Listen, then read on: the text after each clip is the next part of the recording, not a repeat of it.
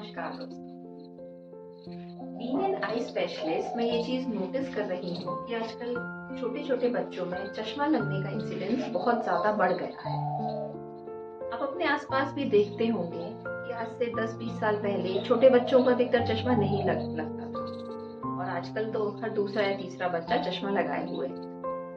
अधिकतर लोग बढ़ते हुए मोबाइल के यूज़ को इस चीज़ का कारण मानते हैं, लेकिन क्या आप जानते हैं कि ये सिक्के का सिर्फ एक पहलू है और भी कई ऐसी वजह हैं जिसकी वजह से बच्चों में जो चश्मा लगने का इंसिडेंस है वो बढ़ गया है। आज इस वीडियो में मैं डॉक्टर पल्लवी मिश्रा बात करूंगी कि क्या ऐसे कारण हैं जिसकी वजह से बच्चों में चश्मा बहुत ज्यादा लग रहा है। ये बढ़ता हुआ चश्मे का नंबर आंख को कैसे नुकसान करता है और क्या ऐसे छोटे छोटे उपाय हैं जिसकी वजह से हम इस चीज को रोक सकते हैं। पूरी जानकारी के लिए इस वीडियो को एंड तक जरूर देखिएगा और मेरे चैनल को सब्सक्राइब करिएगा। तो चलिए बिना समय गंवाए शुरू करते हैं आज का ये वीडियो।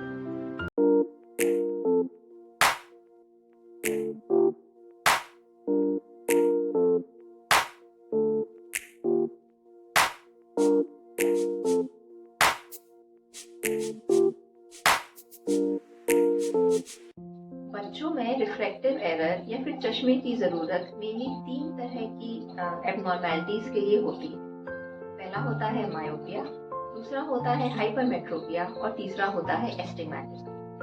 इन सब में मायोपिया का प्रेवलेंस बहुत ज्यादा है और देखा जाए तो ये बच्चों में एक तरह से एपिडेमिक हो गया है। एशिया में एक शोध के अनुसार लगभग 20 से 30% बच्चे मायोपिया से पीड़ित हैं। तो चलिए हम लोग बात करते हैं कि मायोपिया या निकट दृष्टि दोष बच्चों में क्यों बढ़ रहा है। इसका जो सबसे बड़ा कारण है वो है जेनेटिक्स। अगर मदर में या फादर में या दोनों में ही अगर चश्मे का नंबर ज्यादा होता है तो हाई चांसेस है कि आपके बच्चे को भी चश्मा लगे। लेकिन जेनेटिक्स का एक ऐसा कारण है जो कि हमेशा से ही था। दूसरा कारण है बढ़ता हुआ हमारा मोबाइल का यूज। जब भी हम किसी चीज को बहुत पास से देखते हैं, मोबाइल जनरली बच्चे अपनी आंख के बहुत पास रखते हैं, तो हमारी आंखें जो है वो अंदर की तरफ आती हैं, जिसे हम लोग कन्वर्जेंस कहते हैं। और ये जो कन्वर्जेंस है ये एक ट्रिगरिंग फैक्टर होता है मायोपिया की प्रोग्रेशन के लिए। तीसरी चीज होती है बहुत ज्यादा पास का काम करना, जैसे कि बहुत ज्यादा वीडियो गेम खेलना, इनफैक्ट बहुत ज्यादा किताबें पढ़ना भी। ये भी बच्चों में चश्मे के नंबर को बढ़ाता है। और एक ऐसा कारण जिसमें हम ध्यान नहीं देते हैं वो है इंडोर टाइम का बढ़ना। आजकल हर बच्चा घर के अंदर रहता है। पहले का जमाना होता था हम लोग बाहर खेलने जाते थे, 2-2 3-3 घंटा खेलते थे। आजकल की फ्लैट सोसाइटी में ये चीज बहुत ज्यादा कम हो गई है। और इस इंडोर टाइम बढ़ने की वजह से जो हमारा जो नेचुरल लाइट के लिए जो एक्सपोजर का टाइम है वो कम हो गया है। मतलब कि जो सनलाइट एक्सपोजर है बच्चों का, बड़ों का, सबका ओवरऑल कम हो गया है। और ये शोध के अनुसार ये चीज देखी गई है कि अगर आपका स्क्रीन टाइम ज्यादा भी है तो भी अगर आप एडिक्वेटली सनलाइट में रहते हैं तो आपका चश्मे का नंबर स्टेबल हो जाता है, वो बढ़ता नहीं है। और कुछ कुछ केसेस में रिवर्सल भी देखा गया है।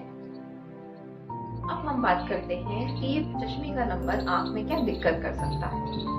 अगर चश्मे का नंबर आपका हल्का फुल्का है, -1, -2, तो ये नॉर्मल सी कंडीशन होती है, आंख को बहुत ज्यादा नुकसान नहीं करता।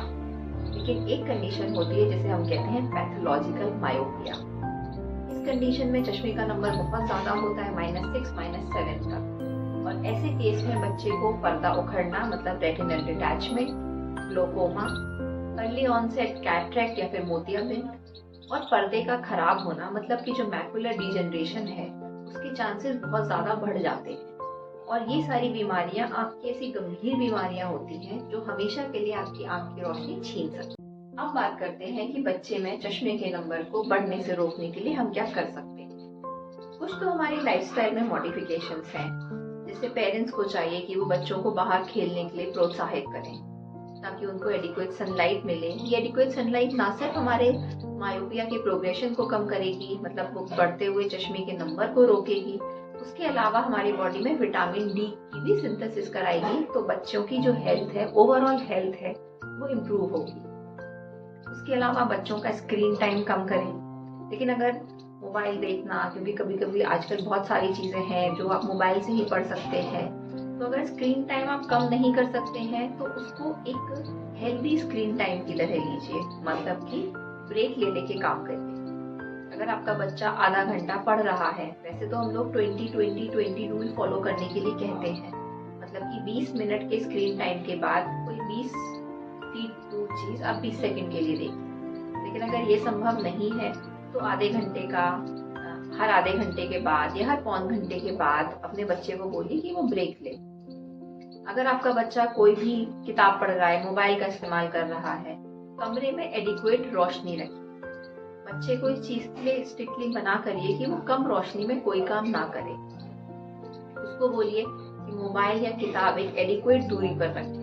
बहुत ज्यादा पास से अगर आप मोबाइल देखते हैं या फिर आप किताब पढ़ते हैं तो भी वो चश्मे का नंबर बढ़ाता है। तो ये तो है हमारे लाइफस्टाइल मॉडिफिकेशन। अब बात करते हैं कि क्या ट्रीटमेंट ऑप्शंस अवेलेबल हैं। लेकिन ये ट्रीटमेंट ऑप्शंस लेने से पहले आप अपने ट्रीटिंग ऑप्थेल्मोलॉजिस्ट या आई डॉक्टर से जरूर कंसल्ट करिए। सबसे पहला तो इसमें हम लोग लो डोज एट्रोपिन आई ड्रॉप देते हैं, जो कि दोनों आंखों में रात में एक बार बच्चे को डालनी होती है। इसमें एट्रोपिन का जो कंसेंट्रेशन होता है वो काफी कम होता है, 0.01%, और देखा गया है कि ये मायोपिया के प्रोग्रेशन को रोकता है। दूसरा होता है हमारा ऑर्थोकेरेटोलॉजी। ऑर्थोकेरेटोलॉजी में कुछ इस तरीके के कॉन्टेक्ट लेंस रात में लगाए जाते हैं सोते समय और सुबह निकाल दिए जाते हैं, जो कि मायोपिया के प्रोग्रेशन को कम करते हैं। और उन कॉन्टेक्ट लेंसेज की वजह से बच्चे को दिन में साफ दिखाई देता है। लेकिन ये कॉन्टेक्ट लेंस बिना डॉक्टर की सलाह के बिल्कुल भी मत लीजिएगा, क्योंकि अगर गलत तरीके से इस्तेमाल किया गया तो ये आपको नुकसान भी पहुंचा सकता है। तो उम्मीद है ये वीडियो आपको पसंद आया होगा। इस टॉपिक या आंख से रिलेटेड किसी भी टॉपिक की जानकारी के लिए आप मुझे इस नंबर पर व्हाट्सएप कर सकते हैं। मिलते हैं अगले वीडियो में, तब तक के लिए जय हिंद।